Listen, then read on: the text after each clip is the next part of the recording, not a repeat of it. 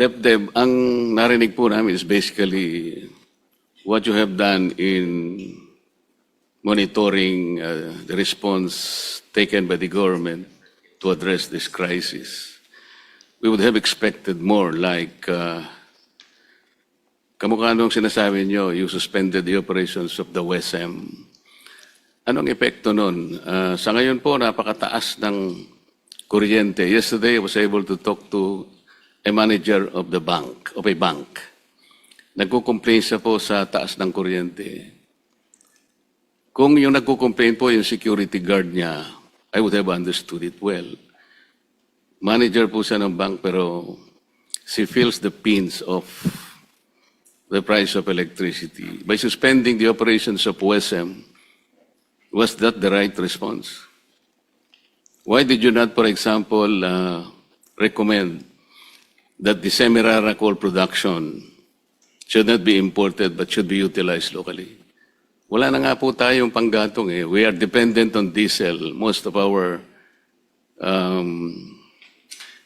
energy plants are dependent on diesel. Pinakamalaki po yung diesel. Lalo na po yung spag areas which are confronting problems in the days to come. Bakit hindi po niyo sinuggest na invest na in-export natin ang coal production natin? Kahit na po sinasabi nila, we're exporting this because we cannot use it locally. That's very ironical, Mr. Chair. Sabi po nila, low calorific value. Eh, ba't po binibili ng ibang bansa kung low calorific value? Meron po akong kakilala, bibilihin niya lahat kung wag lang nyo lang i-export. I think, magamit natin yung coal natin, yun ang magpapababa sa kuryente. Bakit hindi po ganun? Hindi po namin nakikita yung talagang gagawin ng DepDep. Kung paano ang recommendation ninyo para ma-address po natin. Hindi po yung pagtalakay lamang kung ano-ano po ang pinagagawa natin. Pero sa ngayon po, hindi na-feel ng mamamayan yun eh. Sa ngayon po, walang na-feel. Kahit naikwenta po natin lahat kung ano po yung monitoring na ginawa natin. On March 24, Mr. Chair, the first hearing of this committee, sinabi ko na po yung ibang alternatives. Meron po akong present na independent data kung saan makakakuha ng murang gasolina sa magitan ng mga business import models and procedures na pinresent ng mga informants sa Singapore. Nandun po yung DepDep ng first hearing. Did you monitor and validate those independent data? After 1 month. The fact that the oil companies present at that time were so silent, I assume that they also monitored the data. Maybe they monitored that the data are correct. Kaya ayaw nilang gawin yun. And more discouraging, Mr. Chair, yung DOE, hindi rin minonitor eh. 1 month na po ang nakakaraan, Mr. Chair. Masama po ba kung i-validate natin kung tama pala yun o hindi? Alam po ninyo, minonitor ko pa rin ngayon. Medyo tumaas lang ng konti, but these are still manageable eh. Bakit po walang gumawa? I understand the position of the oil companies. Pagka ginawa nila yun, mura talaga eh. Bakit ang DepDep hindi niya ginawa? Why did the DOE did not also do it? When I asserted that the oil companies are making at least 3 billion pesos per day, walang sumagot. Nobody disproved me. Kung mali po ako, sabi ko nga sa inyo, I will apologize. Siguro may intindihan naman ako na dahil sa kagustuhan ko lang makatulong, eh baka nagkamali nga yung kuha ko po o pagkakaintindi ko ng data. Why are we not doing this? Sir? I am well, ang DepDep po dito is acting as the secretary of the Uplift Committee. Many issues have been discussed in the committees. Hindi po ako masyadong privy yung sa internal discussions ng DOE with regards to the specific issue that you mentioned. Maybe they are in a better position to shed light on the matter. Ang DepDep po, while we can validate the numbers, we take the cue from the concerned agencies about the details. Sir, yung sinabi ko pong the oil companies are raking 3 billion pesos per day. Nandun po yung DOE. I was expecting the DOE to check. Ang DepDep po, ang aming anticipation, at the very least, kasi po, 2 weeks after the war broke out in the Middle East, 2 weeks lang po, the prices of diesel lang po to, increased from 55 to 125, or an increase of 70 pesos. That's 127%. DOE was unable to explain it. The oil companies present are not willing to explain it. Why? DepDep cannot even look at it. Ang sinasabi ko po, kayo ang national economic architect. Kayo po dapat ang nakakaalam. You are in a position to view the economy as a whole. Kami po sa legislative lang po kami. Hirap din kami. But you have the power, you have the mandate to look at it from a better point of view.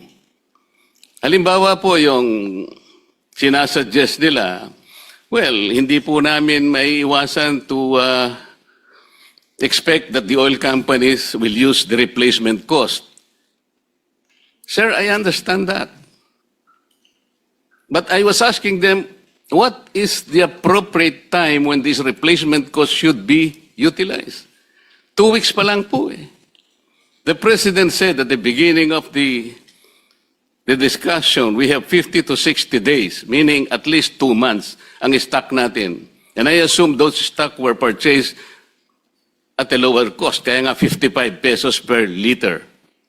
Naging 125 after 2 weeks. I was asking for an explanation why it was so. Explanation lang naman po eh. Mr. Chair, ang mga tao ngayon nagigipit. Gipit na gipit. Nagsisikip pa yung dibdib kasi hindi maintindihan bakit naman po 55 naging 125. I think we owe them an explanation. If you can explain it to me, I will help you explain to our people. Pag na-explica po natin at naintindihan nila, baka yung sikip ng dibdib, yun man lang matanggal natin sa kanila. That is the whole point. Ano po ibig ko sabihin? Ito po yung last price, ito po yung old price, biglang nagkaroon ng replacement cost. Will not Deb, for example, compute what is the precise point where we can allow the oil companies to utilize the replacement cost? Hindi pa po ganun dapat ang tanong. Like an ordinary business enterprise would probably equate it to the EOQ, economic order quantity, which is the square root of 2 times D times S over H. Alam po ninyo yun eh. Basically, it's about material replenishment plan, sort of that. Hindi naman pumutok lang yung after 2 weeks, bigla mong ginamit ang replacement cost. Nobody explained this to this committee. I assume that until today, this committee has not received any explanation from any oil company. Explanation lang po eh. And the most disappointing point, the DOE was unable to look into this also. Walang report. And here we are. Apektado na lahat ang sektor. Hindi natin malaman, di tayo magkanda o gaga kung paano natin aayusin lahat ang dapat ayusin. Kumalat talaga eh. Because of the chain reaction impact of this problem. Pero kung tinignan lang po natin, ito po yung gusto namin sana. 1 month ago, I've been asking. Ulitin ko, Mr. Chair, parang I am the lonely voice in the wilderness. Parang ako si John the Baptist, Mr. Chair. Ayaw nyo bang pakinggan ba lang? Wala bang sense yung sinabi ko na these are independent data, nobody validated. Maybe they validated it, but they found it to be true. Kaya they kept silence. They kept their silence. This is the kind of report that we will receive today. Will this assuage our people? Hindi po, hindi ganun eh. We were expecting bold measures from the DepEd. Kayo po ang nakakaalam. Semirara coal production, atin po yun. Why are we exporting it? Do you have an answer for that? Ba't iba pong bansa ang gumagamit? Wala na nga po tayong panggatong eh. Binebenta pa natin ang panggatong natin. Do you have any answer, sir? Sir, yung pong, kasi dalawang, the way I understand your question, sir, is that dalawang implications yan. One is, ano yung technical basis for yung cost recovery mechanism or pricing adjustment na ginagawa ng mga oil companies. I submit that's a very technical issue that we in DepEd cannot give a good answer to that without inputs from DOE. Kasi Sir, that's a very... kaya nga po DepEd kayo eh. Can I There just... is no law barring you from consulting with the DOE. Opo. Kaya nga po, yan po ang... But after 1 month, have you done that? We were expecting them to raise this in the uplift committee meeting, sir. Kasi it's an uplift committee issue. You are expecting them. That's passive. Why don't you talk to them? Well, You should have talked to them 1 month ago pa po ito eh. Eh kung ganito po, hindi ko alam kung saan tayo papunta rito. Those data need to be validated. Kung totoo sila, hindi po ganun kataas ang presyo. We are romanticizing on the Straits of Hormuz. We're baffled by the phenomenon of Strait of Hormuz. Puro si Hormuz na lang. But we're not looking at the true picture. Hindi po ba kayo nagtataka? Wala man lang pong nag-disprove sa akin. When I said, Mr. Chair, your companies are making 3 billion pesos per day. Weren't you surprised na hindi man lang sila sumagot po? Walang sumagot. And I assume that their silence is acquiescence.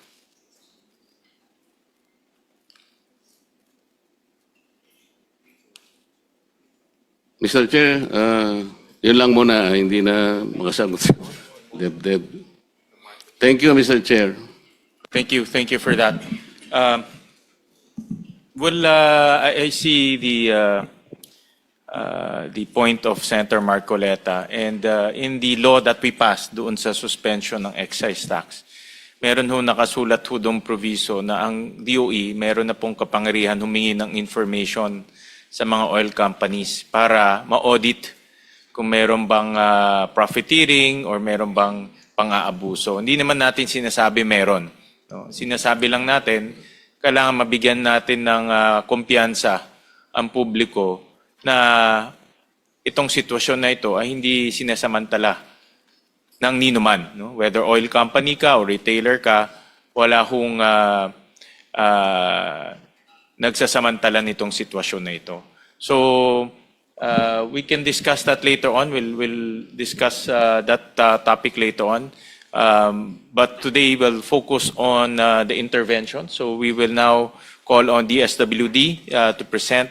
Then after that, the OTR, DA, and then we'll request Senator Bam suggested to also hear from our LGUs. Nandito po si Mayor Magalong and si Mayor Olaso ng Zamboanga City para magbigay ho sila ng briefing kung bakit ho sila nag-declare ng state of calamity. Being a former mayor, alam ko ho na ang LGUs alam nila yung totoong sitwasyon on the ground. No? Ramdam nila yan every second. No? So maganda hong marinig ho natin sa kanila yung kanilang nararanasan on the ground. So we'll call on the SWD. Thank you, Mr. Chairman. Next slide. So top line data, Mr. Chairman, as previously stated, the AIX allocation, we earmarked an initial 30 billion for the endeavor of taking care of our public utility drivers. To date, we've already catered to 1.14 million public utility drivers. This comprises of tricycle drivers, jeep drivers, TNVS, service delivery, and MC taxis. Of which, as mentioned, 5.7 billion has already been distributed or disbursed. Next slide. Mr. Chairman, the next slide will show you the disaggregated data. Again, we've catered to 107 million public utility drivers, broken down, as you can see, 851,000 from the ranks of the tricycle drivers, TNVS drivers 40,000, jeepney drivers 41,000, service delivery 139,000, MC taxi drivers 68,000 thereof. The next slide will do this in peso value of how much we've disbursed per sector, and of which around 5.7 billion pesos has already been disbursed. Mr. Chairman, in the original presentation, in the hearing before this hearing, there was an indicative column.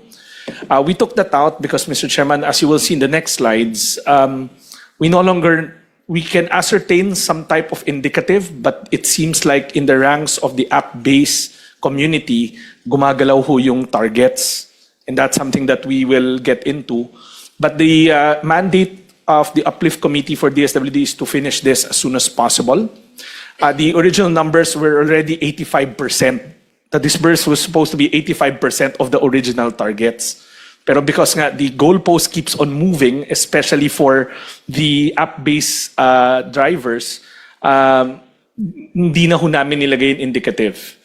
Now, the next slide, I know that the pressing question is speed. Why aren't we using digital platforms to do it? DSWD is not averse to using e-wallets. In fact, yung 4Ps po namin, nasa e-wallet na nga ho sila. But what we found out from this exercise is the lack of a clean list. See, the context of DSWD has always been, we go in, we do the payout, we do the intake, pero as long as may clean list. But what was promised to us as a clean list by the TNCs more particularly is now what we call a junk list. Alam niyo ho, in the course of doing the payouts, we found out duplicates, triplicates, errors in names and everything na kung simple lang ho pinasok namin kagad sa e-wallets without batting an eyelash dahil sila nag-certify, we would have lost 2.7 billion of much needed resources. Yan po yung mapupunta sa mga ghost riders, ghost drivers. I don't know what else to call them kasi may the average claim rate namin sa mga payout centers namin is only 80%, meaning a good 20% they don't show up. Meron hong pumupunta, expired ang driver's license. So how can you call yourself a driver? Meron pumupunta ho dun, wala talagang driver's license. The next couple of slides will show you the difficulty of what we're encountering. Hindi ho namin sinasabing hindi surmountable, but this one's bogging us down rather than just doing the payout. Next slide. The next couple of slides will show you types of lists that we are encountering. Meron ho kaming nakukuha kasi this is very salient in the bigger community of ride-hailing apps. Meron ho kami nakukuha because multi-app sila. Meron hong isang tao that will be submitted 2 times, one with a junior, the other one without a junior. This is quite prevalent. May suffix siya. So you can imagine, if we deposited this directly to his e-wallet, all they had to do was to create another ID and open 2 GCash accounts or 2 Maya accounts. So dyan may problema na ho kaagad tayo. Next slide will show you how some people will appear in one list with a middle initial, the other one with a middle name. Pero pagdating sa site, isang tao lang ho pala to. Next slide will show you same name, but encoded from different lists na magkaiba ang birthday. So these are actual cases already.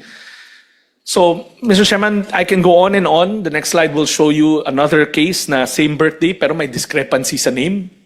Ang daming permutations that we're seeing on the ground because and this is quite prevalent sa hanay ho ng TNVS, MC taxi, and service delivery.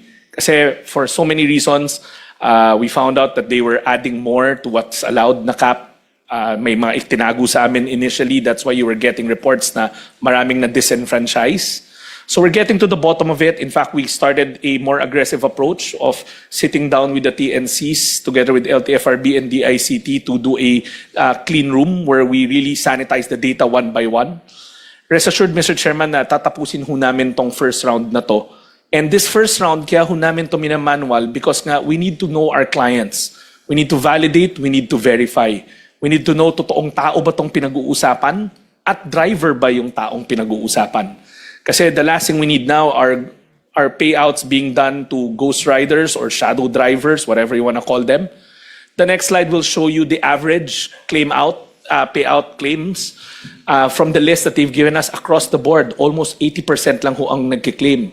So we get this scenario na active driver siya, pero at the same time, OFW pala siya. So during that payout, wala ho siya doon. So again, we want to take this opportunity to clarify that we are not averse to using e-wallets. In fact, we are already ready with GCash if there will be a second round to use them already. Ngayon na na-validate na at na-verify na namin yung mga listahan. Pero there's still a segment, if you ask us kung nasaan na kami ngayon, we medyo nag-slow down ho kami doon sa app-based because like I said, the list nila napakagulo and we don't want system losses left and right because we have to be prudent in the side of the SWD. Mr. Chairman, I believe that's the last slide. That's for the vulnerable sector, the public utility drivers. And rest assured that the department is already working with DepDev together with PSA on the next pivot, looking at the other vulnerable sectors in a household level. Thank you, Mr. Chairman. Thank you. We'll listen to DOTR. Senator Marcoleta has a few questions to raise. Secrex, naintindihan ko yung mga ghost drivers mo eh. Kasi naintindihan namin ni Chair yung mga ghost flood controls din eh.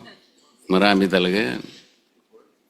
Yung encoding errors mo, naintindihan din namin yun. Meron kang inclusive error, meron kang exclusive errors. Kaya alam namin, pinagsasakitan mo talaga na ma-screen mo para yung mga beneficiaries talagang tao at hindi masayang ang pera ng gobyerno. Mr. Chair, siguro pwede kong tanungin kay Secretary Rex. Meron po kaming panukalang batas talaga yan. Ito talaga ang dapat nating isulong na para sa ganun itong mga encoding errors na to, exclusive and inclusive errors, ghost drivers, and everything, mawala ito eh. Yung sinasabi ko pong bill namin ay yung lahat ng pamilya na gumagamit at least 200 kilowatt hours per month. Yun po yung masasubsidize, pababa. Meaning to say, ang isang pamilya na nakakagamit lang ng 200 kilowatt hours ng elektrisidad, yun po yung sasubsidize natin. Ito po matatarget natin dito about 5 million families, poor families, representing at least 25 to 27 million poor Filipinos. Maliwanag to na diretsong-diretso sa pamilya, palagay ko hindi makukurap sapagkat direkta niyang nakuha yung subsidy per month.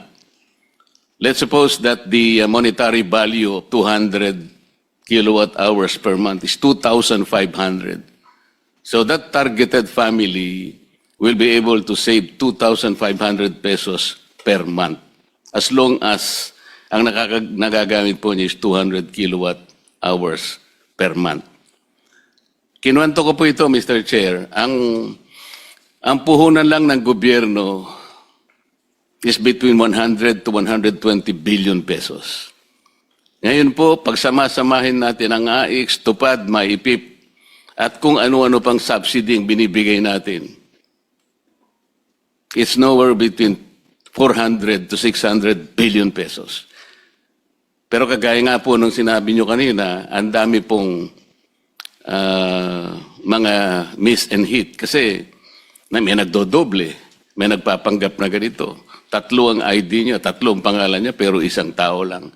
Pero yung sinasabi ko po, sigurado yung pamilya pupunta sa kanya yung subsidy. So wala nang corruption, dire-diretso pa po, wala nang epal. Sabi nga ni Mayor Magalong. Sana po mapast-track namin yun. Sa tingin mo, Secretary Rex, magandang pampalit ito dun sa mga existing subsidies kung sakasakaling ito'y maisa batas natin. Mr. Chairman, we would gladly work with the good senator in trying to find the best and most efficient and most equitable. I think what he's pointing out is the equitable distribution para lahat pantay-pantay. That is also the goal of the department, to make it inclusive. So we will gladly work with the good senator's office and provide him all the necessary data kung may kailangan ho para makahanap ho tayo ng mas sustainable way of doing this. Maraming salamat, Senator. Mayor.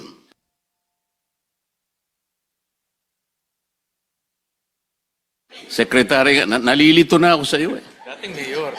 Kasi Mr. Chair, at sa tagal naman ng kasama ko siya, mayor ng Valenzuela, congressman ng matagal na panahon, ngayon secretary. Pasensya ka na kung natawag kitang senator. Thank you, Mr. Chair. Thank you. Thank you, Senator Marcoleta. We go to DOTR.